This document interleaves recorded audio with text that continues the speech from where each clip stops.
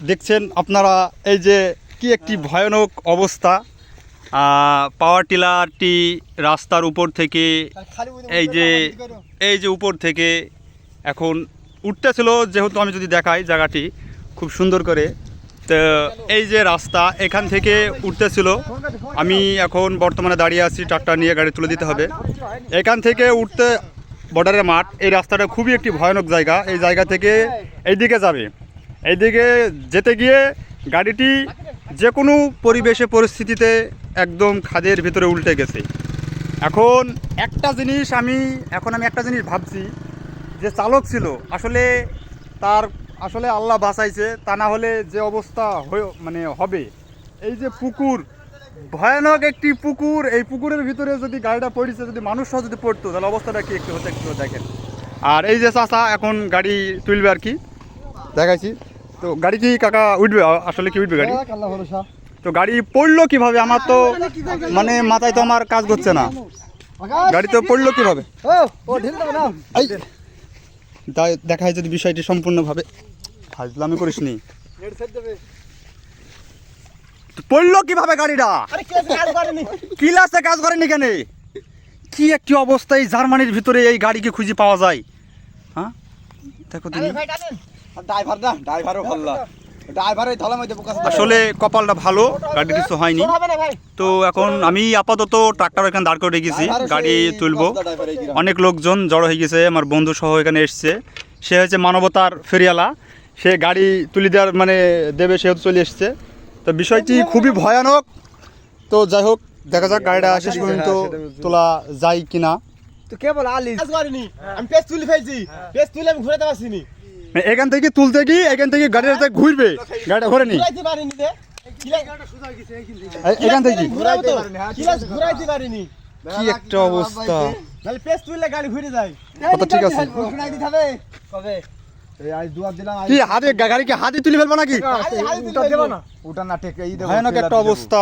Hanif teller নাই কে? হানিফ টেলারতে ভালো হবে দুটো। আসলে ড্রাইভারের কোনো নিরাপদ নাই।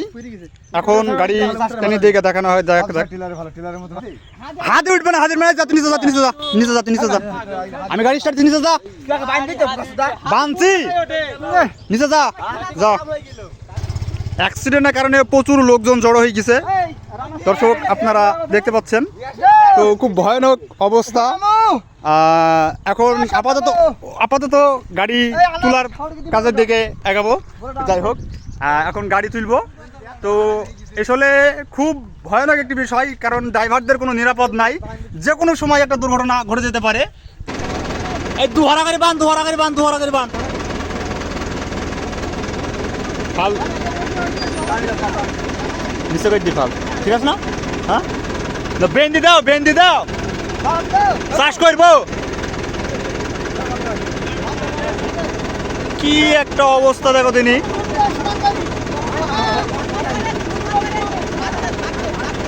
সমান করে বান্ধ আকাশ।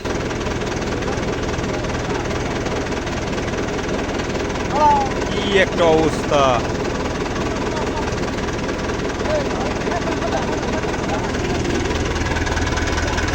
সামনে খুব ভয়ানক গাড়ি তুলতে হলে আর একটা গাড়িরও ভয়ানক একটা অবস্থা, টান দিতে হবে। এদিকে রাস্তা, এদিকে বাইপাস রাস্তায়, পাশেও কিন্তু পুকুর। এবার যদি আমার একটু ভুল হয় তাহলে আমি কিন্তু শেষ। খুব রিস্কের একটি ব্যাপার। যাই হোক, মানুষের উপকার করতে হবে, মানবতার ফেরিওয়ালা। কারণ বিপদে পড়লে মানুষ মানুষের পাশে দাঁড়ায়। হয়েছে? হ্যাঁ, টানবো। অবশেষে আমরা পাওয়ার টিলারটি এই পুকুর থেকে তুলতে সক্ষম হয়েছি। এই পুকুর থেকে আমরা পাওয়ার টিলারটি তুলে ফেলেছি। এই বন্ধু, দড়ি সহ, এই চাচা ছেলে ভাই সবাই মিলে আমরা একটি খুব সুন্দর একটি কাজ করলাম। পাওয়ার টিলারটি খাদের ক্ষতি কিছু হয়েছে? ক্ষতি তেমন কিছু হয়নি, মানুষ সুস্থই আছে, তার কোনো সমস্যা হয়নি।